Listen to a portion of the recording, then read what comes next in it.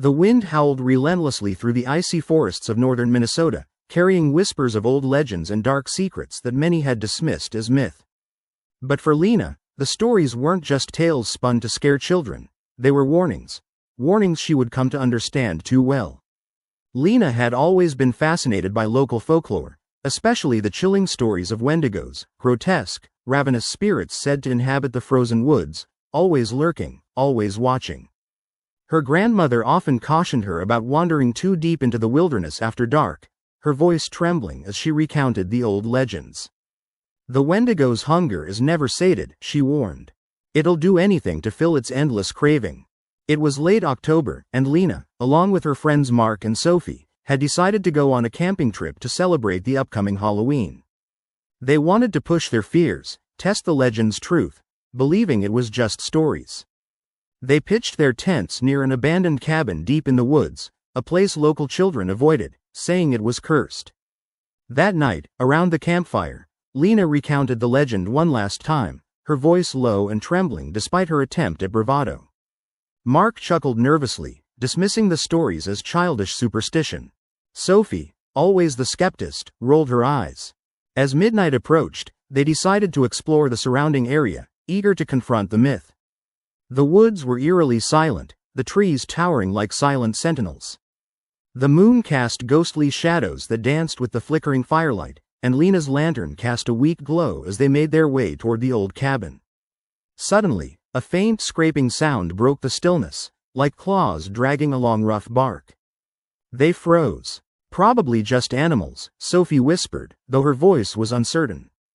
Then came a sickening, guttural growl, low and vibrating with hunger. Every hair on their bodies stood on end.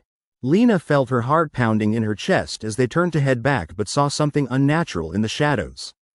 Two glowing eyes blinked at them from a thicket, red fire in the darkness, unblinking, relentless. Before they could run, the atmosphere shifted.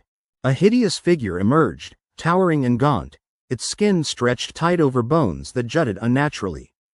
Its face was elongated, a maw filled with jagged, yellowed teeth that seemed to drip with dark saliva.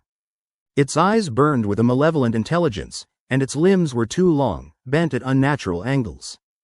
It was the stuff of nightmares, a creature from the depths of hell, a Wendigo. Panicked, Lena shouted and backed away, but the creature's gaze fixed on her. It let out a deafening scream that echoed through the woods, freezing her momentarily in fear.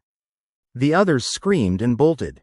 Lena ran blindly, branches clawing at her face, heart hammering in her chest. Behind her, the Wendigo's shrieks faded into a sickening silence, but she knew it was still there, waiting. When Lena finally burst through the trees, she tripped and tumbled into their campsite, gasping for breath. Mark and Sophie weren't in sight. It took only moments for her to realize they'd run in opposite directions, each trying to escape their own nightmare. Panicked, Lena searched for her friends, calling their names into the night, which refused to give her answer. The woods seemed to close in, the shadows hiding terrors lurking just beyond her peripheral vision. As she stumbled back toward the campsite, she glimpsed a figure, taller, gaunt, with eyes glowing faintly in the darkness. It moved with unnatural grace, silent yet deliberate. Lena's mind screamed for her to run, but her legs refused to obey. The creature was blocking her retreat, its mouth stretching into a twisted grin filled with razor-sharp teeth. Lena's instincts kicked in, forcing her to sprint past, desperate to find safety. She reached the old abandoned cabin, pushing open its rotting door. Inside, dust and decay greeted her, yet it was better than outside.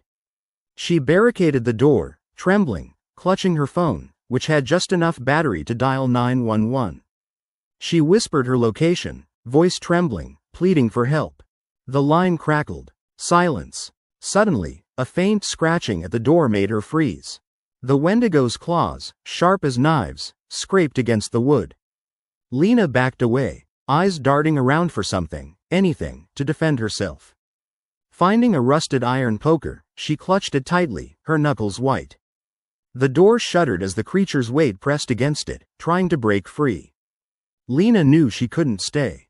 With a surge of courage fueled by desperation, she ran toward the window, smashing the glass with her shoulder. She slid outside into the snow, the cold biting into her skin. In the distance, she saw the flashing lights of a patrol car. Relief flooded her as she staggered toward it. The police officers took her in, but she knew the nightmare wasn't over. The woods remained silent that night, but Lena's dreams were haunted by the Wendigo's burning eyes and the unending hunger she saw reflected in its monstrous face. Weeks later, Lena learned that Mark and Sophie had disappeared without a trace. No footprints, no signs of struggle, only their abandoned camping gear left behind. Authorities searched the woods but found nothing. Rumors spread that the forest had claimed another set of victims, prey to the ancient curse whispered about in legend. And in the deepest part of the woods, beneath the cold winter snow, some say the Wendigo still lurks.